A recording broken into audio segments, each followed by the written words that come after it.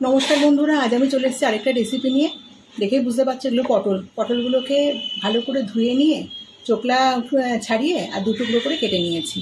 এবার এর মধ্যে একটুখানি লবণ মাখিয়ে রেখে দেবো। লবণ মাখিয়ে রাখলে কী হবে বলো তো, তেলটা কম টানবে, নাহলে তেলটা বেশি লাগবে। আর এগুলোকে তো সব আবার ভাজতে হবে। এটাকে রেখে দিলাম ঢেকে। এবার আমি বানাবো হচ্ছে পটল পোস্ত, ঘটি বাড়ির পটল পোস্ত। সেই জন্য নিয়ে নিয়েছি পোস্ত আমি একটু বেশি করেই নিয়েছি, দেখেই বুঝতে পারছো অনেকখানি পোস্ত নিয়ে নিয়েছি কাঁচা লঙ্কা ঝাল মতো, যে যেমন ঝাল খাবে সেই হিসাবে, চিনেবাদাম আর নারকেলের টোকলাগুলো ভালো করে ছুলে কুচিয়ে নিয়েছি, কারণ আমি কোড়াবো না, আমি এটাই বেটে নেব। এই মশলাগুলোকে সব আমি বেটে নিয়ে আসছি। পোস্ত, বাদাম, নারকেল, পোস্তর সাথে কাঁচা লঙ্কা দিয়েছি, সব বাটা হয়ে গেছে। এদিকে অনেকক্ষণ হয়ে গেছে একদম লবণ মাখিয়ে রাখা। এবার এগুলো ভেজে নেব। আর যেহেতু পোস্ত কিন্তু আমি সর্ষে তেলে রান্না করবো, একটু বেশি করে তেল বসিয়ে দিয়েছি, কারণ এগুলো আমি তো ভাজা করে একদম ভাজবো। তেলটা একটু গরম হয়ে যাক। তেল গরম হয়ে গেছে, অর্ধেকগুলো পটল আমি ছেড়ে দিলাম। এগুলো ভেজে নিয়ে পরে বাকিগুলো ভাজবো। গোটা পটলেরও কিন্তু পোস্ত হয়, গোটা রেখে একটু করে চিড়ে দিও, কিন্তু সেভাবে করলে কী হবে, ভেতরে না মশলা টশলাগুলো ঠিকমতো ঢোকে না। সে কারণে আমি দু টুকরো করে নিয়েছি। লাল করে ভেজে নেবো, একবার ধীরে ধীরে উল্টে দেবো। সব কটা পটলকে আমি একটু লাল করে ভেজে তুলে নেবো। এরকম লাল করে সবগুলো ভেজে নেবো, বাকিগুলো এইভাবে ভেজে নেবো। পটলগুলো সব লাল করে ভেজে নেওয়া হয়ে গেছে। এতটা তেল লাগেনি, তাই আমি তেল কমিয়ে দিয়েছি। এই তেলের মধ্যে আমি প্রথমে দিয়ে দেবো পোস্ত বাটাটা। পোস্তটা একটুখানি নেড়ে নিচ্ছি। আমি এর মধ্যে হলুদের ব্যবহার করবো, অল্প একটু হলুদ দেবো, যেহেতু লঙ্কার গুঁড়ো দিচ্ছি না।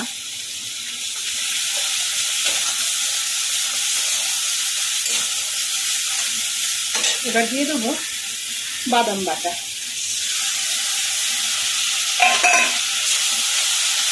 এটা দিয়ে একটুখানি নেড়ে নিচ্ছি। এই পোস্ত রান্নাটা আমার বাপের বাড়ির স্টাইলে, ঘটি বাড়ির স্টাইলে পোস্ত। আমার মেয়ে কিন্তু পটল খায় না, কিন্তু এইভাবে পটল পোস্ত করলে আমার মেয়ে চেটে খেয়ে নেয়। নারকেল বাটাটা দিয়ে দিলাম। সব কিছু একটু ভালো করে গ্যাসটা মিডিয়ামে রেখে ভালো করে নেড়ে নেবো, একটু ভেজে নেবো।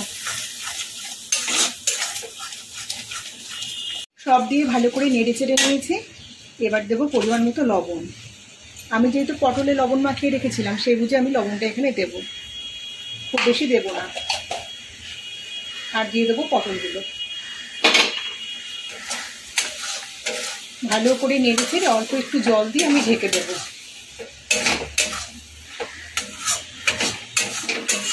এটা খেতে কিন্তু দুর্দান্ত লাগে।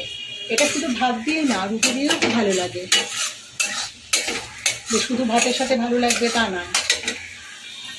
অল্প একটুখানি জল, এই যে বাটির মধ্যে পোস্ত নারকেলের যে বাটিগুলো, সেই বাটি ধোয়া জলটা এর মধ্যে দিয়ে দিলাম। অনেকটা এর মধ্যে লেগেছিল। এবার গ্যাসটা সিম করে মিনিট ধরে এটাকে ঢেকে জলটা শুকাবে।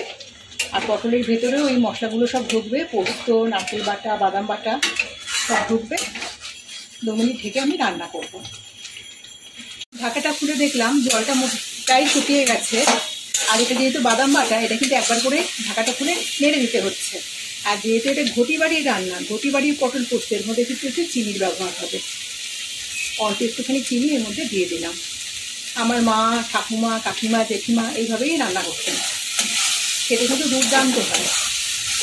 এবার একটুখানি নেড়ে চেড়ে ভাজা করে নেবো। বন্ধুরা এইভাবে একবার খেয়ে দেখবেন, ভীষণ ভালো লাগে খেতে। আমরা তো এক একটা রান্না অনেকভাবে করে খাই, একবার এই প্রসেসে খেয়ে দেখবেন বন্ধুরা।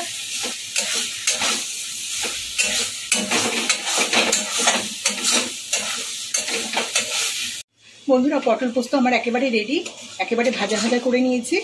এটা কিন্তু ভাতের সাথে যেরকম দুর্দান্ত লাগে, রুটির সাথেও কিন্তু ভীষণ ভালো লাগে খেতে, কারণ আমিও রুটি দিয়েও এটা খেয়ে থাকি।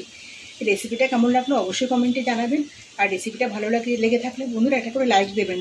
আপনারা লাইক দিলে না খুব উৎসাহ পাই, খুব ভালো লাগে, মনটা খুশিতে ভরে যায়। একটা করে অবশ্যই কিন্তু একটা লাইক দেবেন। আর যে সমস্ত নতুন বন্ধুরা আমার চ্যানেলটা এখনও সাবস্ক্রাইব করেননি তারা অবশ্যই চ্যানেলটাকে সাবস্ক্রাইব করবেন।